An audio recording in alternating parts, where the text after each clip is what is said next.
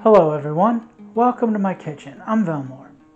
Today's recipe is going to come from the Overwatch Cookbook, and it is a Swedish cream bun that is a favorite of Brigitta.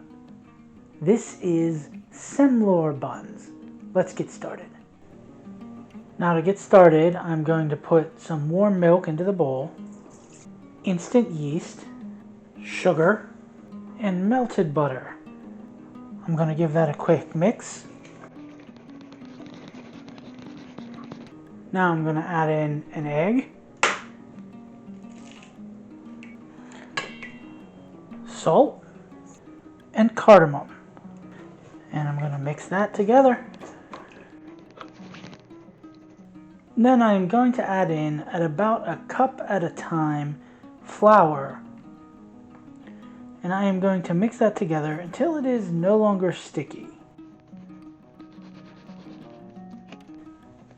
Then I'm going to put it out onto a floured surface, and I'm going to knead this for a few minutes.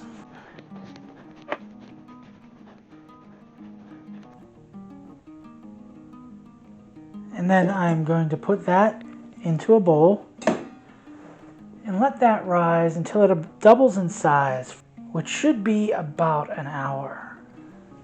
Now that that has rested, I am going to divide it into 12 pieces. And then I am going to roll them up into a ball.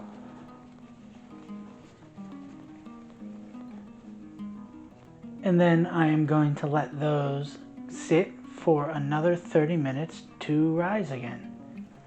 Now these are going to go into a 350-degree oven for 20 minutes. With my buns out of the oven, I'm now going to let them cool off. In the meantime, I'll make some whipped cream. That's going to start with heavy cream, vanilla, and powdered sugar. And I'm going to whip that up until, it's whipped cream.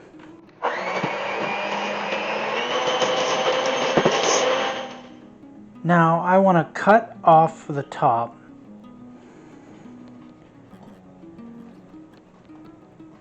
and take out some of the bread inside. And then into that, I'm going to put a little piece of almond paste that I kind of just rolled into a small ball and flattened with my fingers, just so that it is a little thin and just will sit on the bottom. And then I'm going to top with whipped cream and put the top back on and finish off with a little powdered sugar.